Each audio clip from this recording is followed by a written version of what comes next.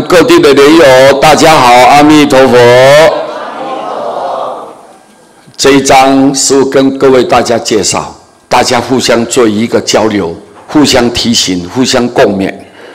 我们一个人如果随便的承诺，人家叫你什么？好好好，哎，呀，明天要怎么样啊？好不好？好，你看，最近各位，最近刚好很多人呐。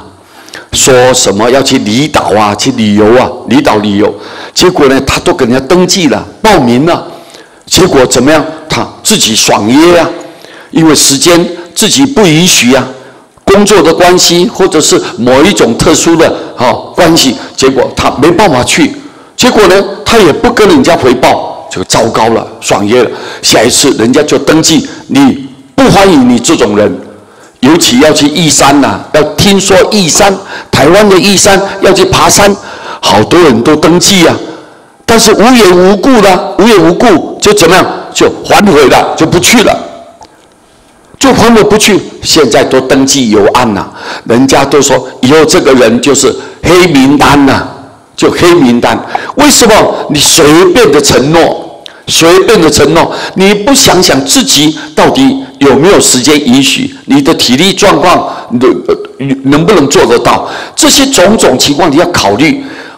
如果你随便的承诺，随便的答应会造成彼此的损害，对不对啊？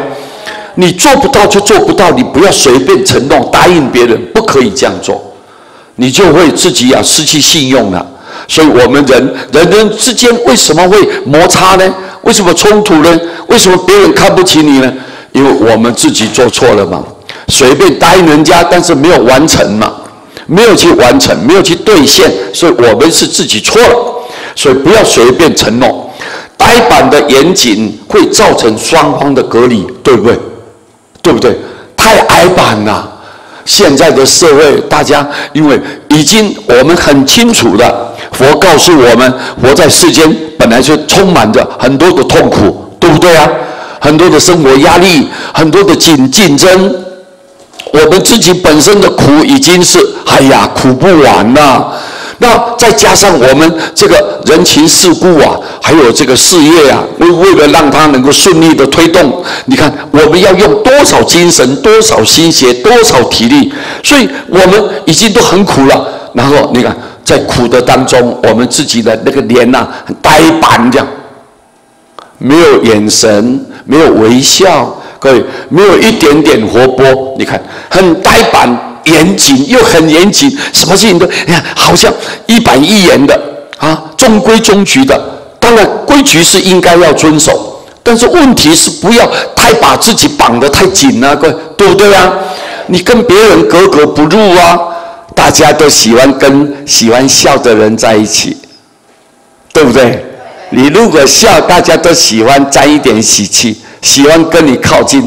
那如果一个人这样不苟言笑这样，脸搬起来这样，这样每天都是这种脸，各位，人家看到你倒足胃口啊，各位，你知道吗？所以你不要太呆板，这呆板的严谨，你的严谨但是很呆板，各位就是一成不变，不会转个弯不会转个弯，就死死的。这种人会造成双方的隔离，你没有主动嘛，没有去关心别人，不会去好好体谅别人，你的心是严谨的，就是好像有个距离，就自然的双方之间没有办法靠近了，就自然就会隔离了，各位，对不对啊？各位听懂没有啊？所以我们尤其是出家人，更应该要主动关心别人，热情的接待别人，不要像我们三空一样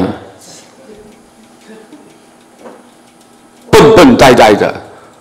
做一个法师就应该要有热情，看到人家来，笑你好，阿弥陀佛，欢迎有什么需要指教的需要我们什么服务的，来请进来。你一定要主动要开口不要沉默寡言你看人家来了，明明有看到。但是没有把它好像当作空气一样，当作空气就走了，你完全没跟他打个招呼，那你像这样的太不礼貌了。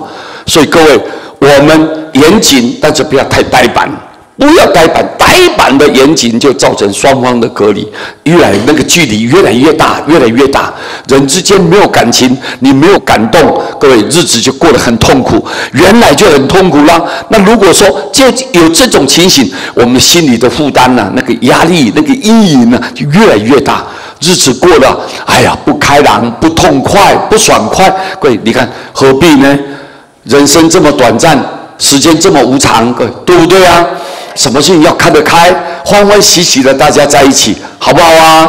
各位，好，这一张送给大家，希望你们大家警惕警惕，各位对不对？为了自己美好的未来，我们要热情，要主动，要好好关心别人，各位对不对啊？好，谢谢大家，阿弥陀佛。